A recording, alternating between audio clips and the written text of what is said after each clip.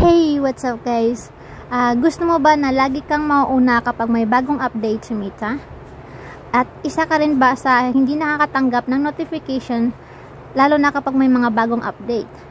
So, dapat panoorin mo ang video na to at tapusin dahil meron ka pong kailangang i-turn on sa inyong settings. So, ayan. Ang una po natin gagawin guys ay punta po tayo sa ating Play Store. Click lang po natin, tapos click po natin yung search dun sa taas. Search natin, ilagay natin yung Facebook syempre. Tapos kapag hindi po naka-update ang iyong Facebook, ganyan po yung nakasulat niya, dapat click mo siya, i-update mo yun. Tapos para maging nakalagay dyan is open. Ngayon, punta ka lang po sa baba. So, ayan, makikita mo po yung join beta. So, ayan, makikita mo dyan. Click mo lang yung join. So, yan. Ang pangalawa naman po natin gagawin ay pupunta po tayo sa ating settings para ayusin po ito. Para hindi ka mapag-iwanan sa mga bagong update mula dito kay Meta, dapat gawin mo ang settings ng Facebook na ito. Ito ay napakasimple lang gawin at sigurado akong kayang-kaya mo itong gawin. Kaya kung interesado kang malaman, hayaan mong ituro ko sa iyo kung paano ito gawin. So, ang gagawin mo lang ay buksan lang yung Facebook application at pindutin ang menu. May makikita ka dong tatlong dot sa taas or linya. So, ayan, click mo lang yan. Tapos, pindutin ang settings. Ang gamit ko nga pala dito ay ang aking profile account. Para makita ito, medyo meron kasing pinagkaiba ang settings ng FB page at settings ng profile. Pag nandito ka na, ayan, scroll mo lang siya sa bandang ibaba at hanapin ang media at pindutin ito. So, ayan, scroll mo ulit at hanapin mo dito sa ibaba ang app updates at pindutin ito. Tapos, dito sa notification, mahalaga na naka-turn on ito para lagi kang makaatanggap ng mga bagong update. So, mula kay Facebook. So, ayan, kaya ano pang hinihintay mo, gawin mo na sa settings ng iyong Facebook mo. So, ayan, syempre, kung nagustuhan mo ang video na to, huwag mong kalimutang mag-follow and share mo na rin para maraming salamat po. Hey, what's up guys? Gusto mo ba na lagi kang mauuna kapag may bagong update sa Meta? At isa ka rin ba sa hindi nakakatanggap ng notification lalo na kapag may mga bagong update? So, dapat panoorin mo ang video na to at tapusin dahil meron ka pong kailangang i-turn on sa inyong settings. So, ayan. Ang una po natin gagawin guys ay punta po tayo sa ating Play Store. Click lang po natin, tapos click po natin yung search dun sa taas. Search natin, ilagay natin yung Facebook syempre. Tapos, kapag hindi po naka-update ang iyong Facebook, ganyan po yung nakasulat niya, dapat click mo siya, i-update mo yun. Tapos, para maging nakalagay dyan is open. Ngayon, punta ka lang po sa baba. So, ayan, makikita mo po yung join beta. So, ayan, makikita mo dyan. Click mo lang yung join. So, yan. Ang pangalawa naman po natin gagawin ay pupunta po tayo sa ating settings para ayusin po ito. Para hindi ka mapag-iwanan sa mga bagong update mula dito kay Meta, dapat gawin mo ang settings ng Facebook na ito. Ito ay napakasimple lang gawin at sigurado akong kayang-kaya mo itong gawin. Kaya kung interesado kang malaman, hayaan mong ituro ko sa iyo kung paano ito gawin. So, ang gagawin mo lang ay buksan lang yung Facebook application at pindutin ang menu.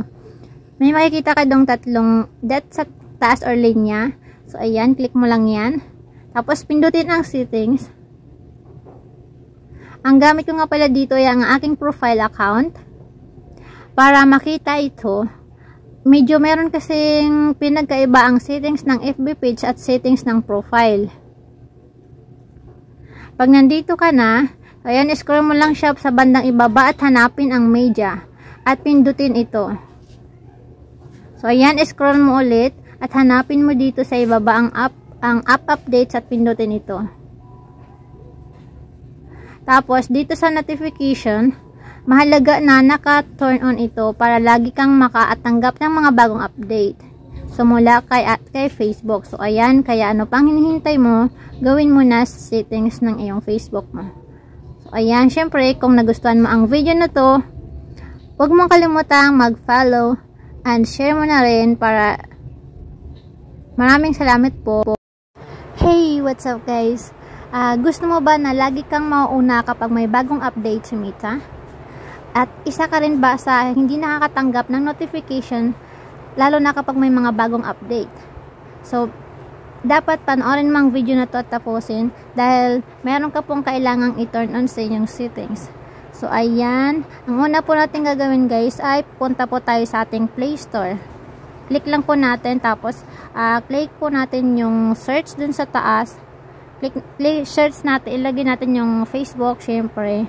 Tapos, kapag hindi po naka-update ang iyong Facebook, ganyan po yung nakasulat niya. Dapat click mo siya, i-update mo yun.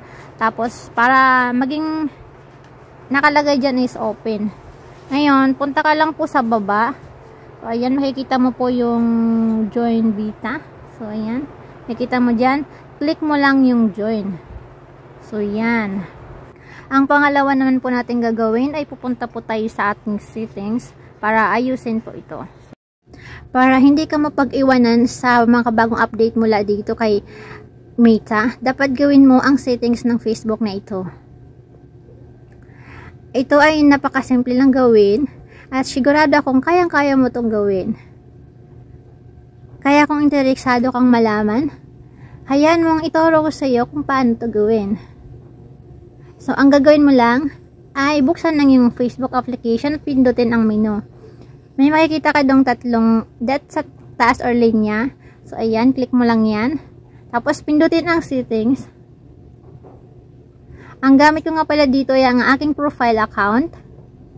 Para makita ito, medyo meron kasing pinagkaiba ang settings ng FB page at settings ng profile. Pag nandito ka na, ayan, scroll mo lang siya sa bandang ibaba at hanapin ang media. At pindutin ito. So, ayan, scroll mo ulit at hanapin mo dito sa ibaba ang app updates at pindutin ito. Tapos, dito sa notification, mahalaga na naka-turn on ito para lagi kang makaatanggap ng mga bagong update. So, mula kay Facebook. So, ayan, kaya ano pang hinihintay mo, gawin mo na sa settings ng iyong Facebook mo. So, ayan, syempre, kung nagustuhan mo ang video na to, huwag mong kalimutang mag-follow and share mo na rin para maraming salamat po. Hey, what's up guys? Gusto mo ba na lagi kang mauuna kapag may bagong update sa Meta? At isa ka rin ba sa hindi nakakatanggap ng notification lalo na kapag may mga bagong update? So, dapat panoorin mo ang video na to at tapusin dahil meron ka pong kailangang i-turn on sa inyong settings. So, ayan. Ang una po natin gagawin guys ay punta po tayo sa ating Play Store.